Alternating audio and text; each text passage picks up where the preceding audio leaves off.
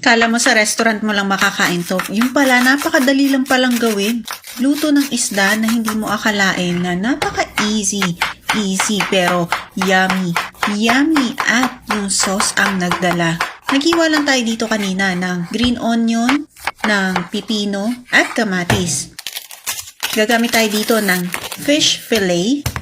Pero salmon ang nabili ko dito. Kahit anong fish fillet, halimbawa cream dory or tilapia, pwede nyong gamitin dito. Or kahit anong fish fillet na available sa inyong kusina o yung nabili nyo. Ganito lang kalalaki ang pagkakahiwa dito. So yung saktong-saktong hindi naman masyadong malaki, hindi rin naman masyadong maliit. Lalagyan natin ito ng smoked paprika, ground black pepper, garlic powder, salt, at pipigaan din